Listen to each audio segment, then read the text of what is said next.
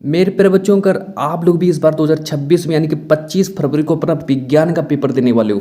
25 फरवरी को जितने भी बच्चे साइंस का पेपर देने वाले हैं तो उनके लिए हम लेकर के आ गए हैं एक वायरल पेपर। 25 फरवरी का वायरल पेपर है और पूरा का पूरा मेरे पर जो रियल पेपर है, आप लोगों को बस इसी पेपर को तैयार करना है और कोई भी पेपर नहीं तैयार करना है, बस इसी पेपर को तैयार कर लेना है। यही पेपर आप लोगों को 25 फरवरी को 70 में 70 नंबर दिलाएगा और यहाँ से मेरे जो आप लोगों का एक भी नंबर नहीं कटने वाला है। 70 नंबर पक्का हो जाएगा इस क्लास में। आप लोगों का 25 फरवरी एकदम वायरल पेपर है, 100% रियल पेपर लेकर के आ गया हूँ।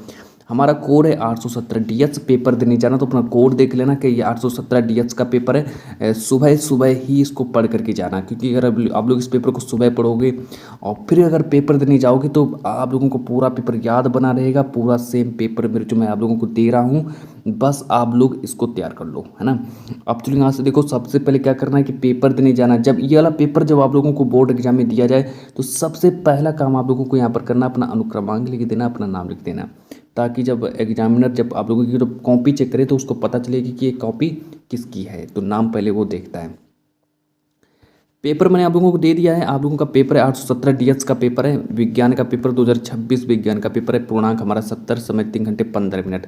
अब मैं पूरा पेपर में सॉल्व भी करवा देता हूं ताकि आप लोगों का 70 में 70 नंबर पक्का हो जाए। और आप लोगों को ये देखो सारे के सारे निर्देश दिए गए हैं, जो कि आप लोगों को निर्देश भी पढ़ लेना है कि प्रारंभ के 15 मिनट हमारे पढ़ने के लिए निर्धारित हैं। निर्देश नंबर देखो, प्रश्न पत्र 2 खंड आ तथा खंड बा में विभाजित होने वाला है। निर्देश नंबर 2 दिया है कि खंड आ तथा खंड बा में 3 उपखंड ये हमारे दिए हैं और ये हमारे सारे के सब, जिसमें हमको देखो खंड आ में बहुविकल्पी प्रश्न है जिसमें सही विकल्प का चुनाव कर OMR उत्तर पत्रक पर नीले अथवा काले बॉल पॉइंट पेन से सही विकल्प वाले गोली को पूर्ण रूप से भरना है। OMR उत्तर पत्रक पर उत्तर देने के पश्चात उसको काटना नहीं, ये इरेजर और व्हाइटनर का प्रयोग नहीं करना है। ये देखो हमारे जो हमको जब 2026 में 25 फरवरी को जब हमें यही वाला पेपर जब हमको दिया जाए, जो पेपर मैं सॉल्व करा रहा हूँ, यही पेपर जब आप लोगों को जब दिया जाएगा 2026 में, तो उस पर आप लोगों को क्या करना, आप लोगों को एक OMR शीट भी दी जाएगी। उस पर ये कहने का मतलब है कि OMR शीट पर हमको इरेजर और व्हाइटनर का प्रयोग नहीं करना है। चलो आगे देखो, फिर ये सारे के सारे हमारे निर्देश, इनको आप लोग पढ़ लीजिए कि सभी प्रश्न करना अनिवार्य है। वह खंड बा में वर्णनात्मक प्रश्न है और प्रत्येक प्रश्न के अंक उसके सम्मुख अंकित कर दिए गए। मतलब जो प्रश्न 1 नंबर का होगा उसके आगे 1 लिखा होगा, जो प्रश्न 4 नंबर का होगा उसके आगे 4 लिखा होगा और जो प्रश्न 6 नंबर का होगा उसके आगे 6 लिखा होगा। इतना आप लोग समझ लीजिए। अब चलो यहाँ से आप लोगों का मैं पेपर स्टार्ट कर देता हूँ। पूरा पेपर देखो मैं सॉल्व करवा देता हूँ, आप लोग अपना पूरा पेपर सॉल्व कर लो। खंड आप बहुविकल्पी प्रश्न हमारे यहाँ से स्टार्ट हो जाता है। देखो हमारा अब जो प्रश्न आएंगे भौतिक विज्ञान के, सबसे पहले हमसे भौतिक विज्ञान के 7 प्रश्न पूछे जाएंगे। इस बार आप लोग समझ लीजिए। सबसे पहले अगर हम बात करें कि ताप बढ़ने पर चालक का प्रतिरोध कैसा होता है, घटता है कि बढ़ता है कि आप परिवर्तित रहता है कि कभी बढ़ता है कभी घटता है, ये हमारा पहला प्रश्न है। तो इसका राइट आंसर हो जाएगा बढ़ता है, बढ़ता है। डी ऑप्शन सही हो जाएगा इसका। देखो 1 नंबर का ये भी प्रश्न आएगा। अब प्रश्न नंबर दूसरा करें कि हीटर का तार किसका बना होता है। मेरे प्यारे बच्चों, ये भी हमारा 1 नंबर का ही आएगा कि हीटर का तार किसका बना होता है। हीटर का तार जो होता है हमारा ऑप्शन नंबर बी हमारा सही हो जाएगा। हीटर का तार जो होता है नाइक्रोम का बना होता है। चलो आगे देखो, प्रश्न नंबर 3 करें कि कौन सा मात्रक चुंबकीय क्षेत्र का नहीं है। तो चुंबकीय क्षेत्र का मात्रक कौन सा नहीं, तो न्यूटन प्रति मीटर स्क्वायर, यानी कि डी ऑप्शन जो है ये हमारे चुंबकीय क्षेत्र का मात्रक नहीं हो जाएगा। डी ऑप्शन इसका सही हो जाएगा। देखो सारे के सारे प्रश्न 1-1 नंबर वाले हैं। इसके बाद फिर मैं आगे ले चलता हूँ, प्रश्न नंबर 4 की आप लोगों को ले चलता हूँ कि प्रश्न नंबर 4 देखो यहाँ पर लिखा है कि पृथ्वी पर ऊर्जा का मुख्य स्रोत क्या होता है। पृथ्वी पर ऊर्जा का मुख्य स्रोत क्या होता है, तो इसका राइट आंसर हो जाएगा सूर्य जो होता है ये पृथ्वी पर ऊर्जा का मुख्य स्रोत होता है। प्रश्न नंबर 5 कह रहा है कि नवीकरणीय ऊर्जा स्रोत है, ये भी हमारा 1 ही नंबर का आएगा कि नवीकरणीय ऊर्जा का मुख्य स्रोत क्या होता है। ये भी देखो हमारा 1 ही नंबर का आएगा। 4 ऑप्शन दिए हैं, कोयला दिया है, लकड़ी दिया है, प्राकृतिक गैस दिया है और सूर्य दिया है, लेकिन इसका राइट आंसर सूर्य हो जाएगा। इसके बाद फिर मैं आगे देखो प्रश्न नंबर 6 देखो क्या कह रहा है। प्रश्न नंबर 6 कह रहा है कि जो हमारी सूर्य की जो किरणें जो होती हैं, प्रश्न नंबर 6 कह रहा है कि सूर्य की किरणों की जो अल्ट्रावायलेट किरणें जो होती हैं, सूर्य की अल्ट्रावायलेट किरणों को पृथ्वी पर आने से कौन रोकता है। ऑक्सीजन रोकता है कि नाइट्रोजन रोकता है कि ओजोन रोकता है कि कार्बन डाइऑक्साइड रोकता है। 1 नंबर का ये भी आएगा। लेकिन जो ओजोन जो होता है ये क्या करता है कि सूर्य से अल्ट्रावायलेट किरणों को पृथ्वी पर आने से रोक देता है उसको, है ना। तो हमारा ऑप्शन नंबर जो मेरा बी जो है ओजोन सही हो जाएगा। इतना आप लोग समझ लीजिए। प्रश्न नंबर 7 कह रहे हैं कि बिजली के बल्ब में फिलामेंट किसका बना होता है। 1 नंबर का पेपर में ये भी प्रश्न आएगा कि जो हमारा जो बिजली का बल्ब जो होता है, बिजली के बल्ब में फिलामेंट किसका बना होता है। टंगस्टन का बना होता है कि चांदी का बना होता है कि तांबे का बना होता है कि लोहे का बना होता है। ये भी देखो हमारा प्रश्न है कि बिजली के बल्ब में फिलामेंट किसका बना होता है, तो टंगस्टन का बना होता है। याद रखेंगे, टंगस्टन याद रखेंगे। बी ऑप्शन इसका सही हो जाएगा। आप चलो यहाँ से देखो, जितने भी प्रश्न होंगे सारे के सारे हमारे केमिस्ट्री के प्रश्न पूछे गए, केमिस्ट्री के प्रश्न पूछे गए और केमिस्ट्री के 6 क्वेश्चंस आने वाले हैं। बहुकल्पी 6 प्रश्न पूछ जाएंगे, इतना आप लोग समझ लीजिए। उपभाग नंबर दूसरा हमारा यहाँ से स्टार्ट हो जाता है। सबसे पहले बात करेंगे प्रश्न नंबर 8 के बारे में कि शुद्ध जल का पीएच मान कितना होगा। तो ये भी देखो हमारा एक ही नंबर का आएगा। तो इसके अगर हम राइट आंसर के बारे में बात करें तो प्रश्न ऑप्शन नंबर सी मेरा सही हो जाएगा। आप चलो मैं आगे ले चलता हूँ। प्रश्न नंबर 9 देखो हमसे कह रहा है कि निम्नलिखित में प्रबल अम्ल कौन सा है। प्रबल अम्ल कौन सा है, तो 1 नंबर का ये भी आने वाला पेपर में प्रश्न है। H2O सही होता है कि H2S है कि H2SO4 है कि CH3COOH है। ये हमारे 4 ऑप्शन है कि निम्नलिखित में से प्रबल अम्ल क्या हो जाएगा। तो प्रबल अम्ल देखो कौन सा होता है, तो H2SO4 यानी कि सी ऑप्शन इसका नोट करेंगे, सी ऑप्शन सही हो जाएगा। अब चलो आगे देख लो। प्रश्न नंबर 10 कि निम्न में से कौन सी धातु जो है ठंडे जल से हाइड्रोजन गैस निकालती है। निम्नलिखित में से कौन सी धातु ठंडे जल से हाइड्रोजन गैस निकालती है, ये हमारा प्रश्न नंबर 10 रहने वाला है। और प्रश्न नंबर 10 का देखो राइट आंसर पोटेशियम आप लोगों का सही हो जाएगा। पोटेशियम को सही करेंगे। जितने बच्चों ने सी ऑप्शन को सही किया उनका 1 नंबर फिर से देखो बढ़ गया है। एक नंबर वाले सारे के सारे प्रश्न हैं, आप लोग समझ सकते हैं। प्रश्न नंबर 11 कह रहा है कि क्षारक के साथ हल्दी का रंग कैसा होता है। क्षारक के साथ हल्दी का रंग कैसा होता है, तो प्यारे बच्चों नोट करेंगे भूरा लाल होता है ना, भूरा लाल। चलो आगे देख लो। प्रश्न नंबर 12 कह रहे हैं कि प्रोपेन का रासायनिक सूत्र क्या होता है। प्रोपेन का रासायनिक सूत्र देखो यहाँ लिखा है CH4, यहाँ C4H10, C3H8 और C2H6, लेकिन इसका राइट आंसर हो जाएगा प्रोपेन का रासायनिक सूत्र C3H4 होता है। 1 नंबर का ये भी आप लोगों को देख करके जाएगा, 1 नंबर आप लोगों को देगा ये वाला प्रश्न है ना। अब आगे देखो प्रश्न नंबर 13 कि धातुओं के ऑक्साइड होते हैं, धातुओं के ऑक्साइड कैसे होते हैं, ये भी 1 ही नंबर का आएगा। अम्लीय होते हैं कि क्षारीय होते हैं, उभयधर्मी उदासीन। लेकिन देखो ये प्रश्न जो है 1 नंबर का ये भी प्रश्न आएगा। तो ये धातुओं के ऑक्साइड जो होते हैं वो हमेशा क्षारीय होते हैं। सी ऑप्शन इसका सही हो जाएगा। चलो आगे देखो प्रश्न नंबर जो मेरा उपभाग नंबर तीसरा हमारा यहाँ से स्टार्ट हो जाता है। उपभाग तीसरा यहाँ से स्टार्ट हो जाता है। 1 नंबर का पेपर में आएगा कि मास्टर ग्रंथि क्या होती है ना।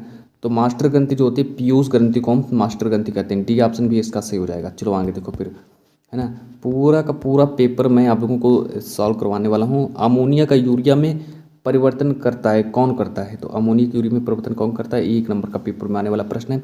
यकृत करता है कि आमाशय करता है कि यकृत, और ये देखो हमारे सब कुछ 4 ऑप्शन दिए गए हैं। सेम टू सेम आप लोगों के सामने 4 ऑप्शन दिए गए हैं। तो सी ऑप्शन इसका सही हो जाएगा, यकृत हमारा सही हो जाएगा। चलो आगे देखो प्रश्न नंबर 16 देख लो। प्रश्न नंबर 16 कह रहा है कि मादा लिंग हार्मोन है। प्रश्न नंबर 16 कह रहा है कि मादा लिंग हार्मोन क्या है। 1 नंबर का पेपर में बनने वाला प्रश्न है, मादा लिंग हार्मोन क्या है। प्रश्न नंबर 16, तो प्रश्न नंबर 16 कह रहा है कि मादा लिंग हार्मोन कौन सा है। इंसुलिन होता है कि एंड्रोजन होता है कि एस्ट्रोजन होता है कि इनमें से कोई नहीं। ये हमारे 4 ऑप्शन हैं। 4 ऑप्शन आप लोगों के सामने रखे हैं, लेकिन इसका राइट आंसर हो जाएगा सी ऑप्शन इसका सही हो जाएगा, एस्ट्रोजन सही करेंगे। प्रश्न नंबर 17 देखेंगे। प्रश्न नंबर 17 कह रहे हैं कि 2 तंत्रिका कोशिका के मध्य खाली स्थान को क्या कहेंगे। जब 2 तंत्रिका कोशिकाओं के मध्य जो जितना भी खाली स्थान जो होता है उसको हम क्या कहेंगे। 1 नंबर का ये भी प्रश्न आने वाला है, उसको हम सिनेप्स कहते हैं। बी ऑप्शन का नोट करेंगे, बी ऑप्शन सिनेप्स सही हो जाएगा। चलो आगे देखो प्रश्न नंबर 18 कि पादपों में वायु प्रदूषण कम करने वाली प्रक्रिया क्या कहलाती है। 1 नंबर का ये भी आने वाला है। श्वसन होता है कि प्रकाश संश्लेषण कहते हैं कि वाष्पोत्सर्जन कहते हैं कि प्रोटीन संश्लेषण कहते हैं। तो उसका राइट आंसर हो जाएगा ए ऑप्शन हो जाएगा सही, श्वसन होता है। प्रश्न नंबर 19 कह रहे हैं कि केवल नर में पाई जाने वाली ग्रंथि कौन सी होती है। 1 नंबर का ये भी प्रश्न आने वाला, तो नर में कौन सी ग्रंथि पाई जाती है। तो चलिए प्रश्न नंबर 19 में आप लोगों के लिए छोड़ रहा हूँ। प्रश्न नंबर 19 का मुझे सभी बच्चे कमेंट में आंसर बताएं कि प्रश्न नंबर 19 का राइट आंसर क्या हो जाएगा, है ना। एक प्रश्न आप लोगों के लिए छोड़ दिया मैंने। अब प्रश्न नंबर 20 देखो लिखा है यहाँ पर, प्रोकैरियोटिक कोशिकाओं में डीएनए कहाँ पाया जाता है। 1 नंबर का पेपर में ये भी बनने वाला है कि प्रोकैरियोटिक कोशिकाओं में डीएनए कहाँ पाया जाता है, तो कोशिका द्रव्य में पाया जाता है। ए ऑप्शन इसका सही हो जाएगा। अब चलो आगे देखो, फिर मैं आगे नहीं चलता हूँ आप लोगों को। अब देखो यहाँ से जितने प्रश्न होंगे आप लोगों का यहाँ से स्टार्ट हो जाता है उपभाग नंबर दूसरा। यहाँ से देखो स्टार्ट हो जाता है कि यहाँ पर देखो सबसे पहले उपभाग नंबर हमारा खंड व वर्णात्मक प्रश्न हमारा उपभाग 1 स्टार्ट हो जाता है। चलो यहाँ से देखो फिर मैं आगे ले चलता हूँ आप लोगों को।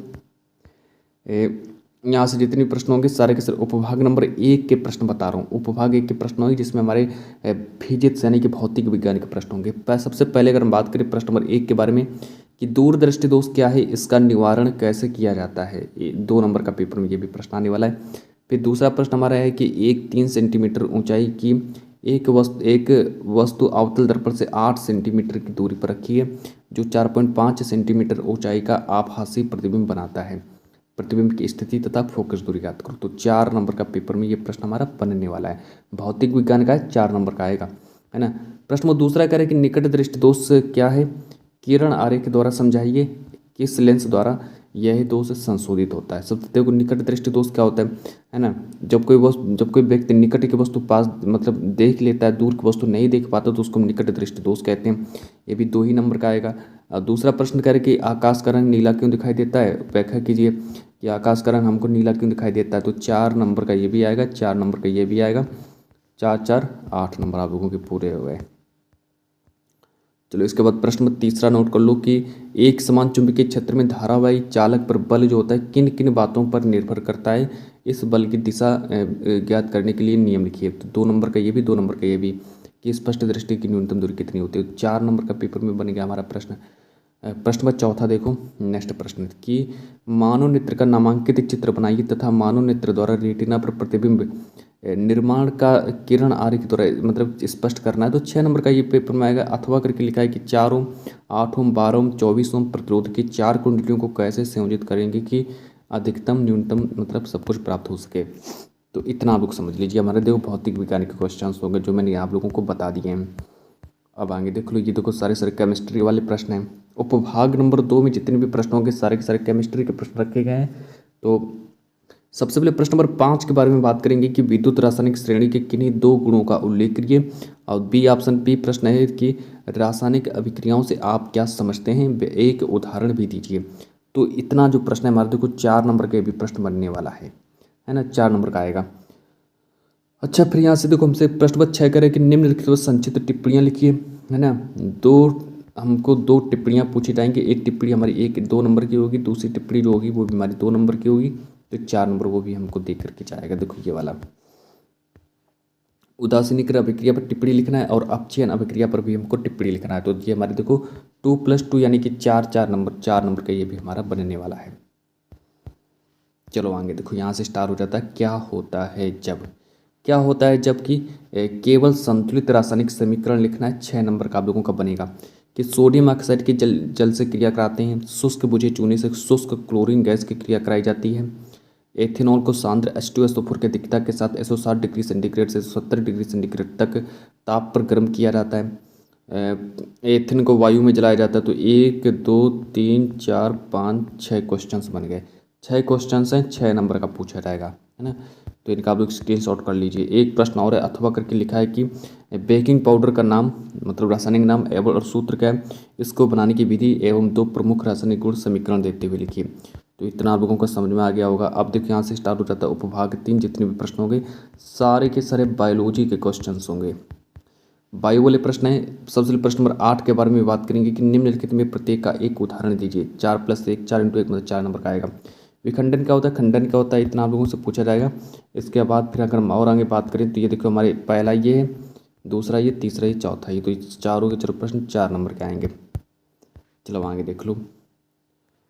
प्रश्न नंबर 9 देखो यहाँ पर लिखा है कि निम्नलिखित पर संक्षिप्त टिप्पणियाँ लिखी। तो 4 2+2 यानी 4, 2 नंबर का ये आएगा, 2 नंबर का ये आएगा। तो 4 नंबर आप लोगों के बन जाएंगे। अब प्रश्न नंबर 10 देखो यहाँ पर लिखा है कि मानव के मादा जनन तंत्र का नामांकित चित्र बनाइए और इसका हमें संक्षिप्त वर्णन भी कीजिए। तो मानव मादा जनन तंत्र का हमें नामांकित चित्र बनाना है। तो कैसे बनाएंगे मानव मतलब कि नामांकित चित्र, उसका हमें नाम सहित व्याख्या सब कुछ करना है, तभी हमको 4 नंबर दिए जाएंगे। तो मानव, अब नेक्स्ट प्रश्न देखो प्रश्न नंबर 11 कि मानव वृक्क की संरचना का संक्षेप में वर्णन कीजिए एवं उसके कार्य का उल्लेख भी करो।